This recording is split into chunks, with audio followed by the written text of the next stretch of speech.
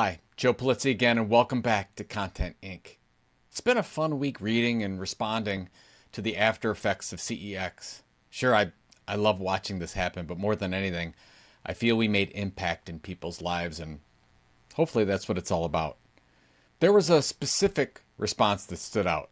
Jay Acunzo, my friend and keynote speaker this year, did an amazing session on public speaking. Jay was also quoted by other speakers throughout the event, probably the most of any other speaker if my calculations are correct. In his LinkedIn post, which I'll put in the show notes, he relayed part of his conversation post-event with Handley, also another CEX speaker, and Jay says, "I'm the one people quoted the most, but I feel so far behind everybody who mentioned me." Now, Ann goes on to give some incredible advice to Jay, but my response to Jay was this. Ann's advice is right. But here's a little secret. Everyone feels behind. I always do, every second. If you don't feel behind, you're not doing it right. Timing is an odd thing.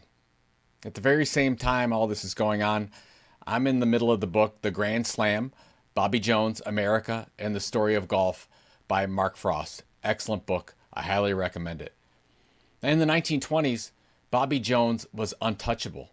He wasn't just winning golf tournaments, he was dominating them, major after major, and no one could come close. And yet, after another commanding victory, a reporter asked him about his game, and Jones shook his head. He said his swing felt off, his driving was inconsistent, his irons were unreliable, his putting was shaky. In his own mind, his entire game was in horrible shape, his words. The irony, to everyone else, he looked invincible. To Bobby Jones, the standard was internal. He wasn't competing against the field. He was competing against his own potential. What felt like shambles to him was still better than what the rest of the world could deliver on their very best day. Now, that gap between perception and reality is where greatness lives. Champions, whether in sports, business, or content creation, often feel dissatisfied when the rest of the world sees mastery. That dissatisfaction is fuel. It pushes them to refine, to practice, and to never settle.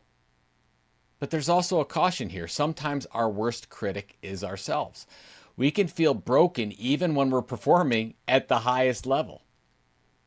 The lesson is to keep perspective. Use that inner standard as motivation, but don't let it blind you to the progress and success you've already created.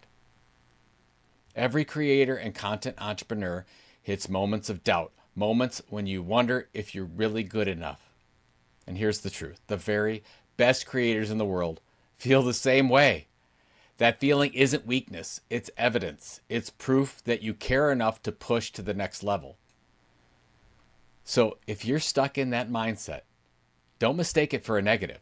It's actually one of the strongest signals that you're growing. Thanks for listening. Until next week, keep building.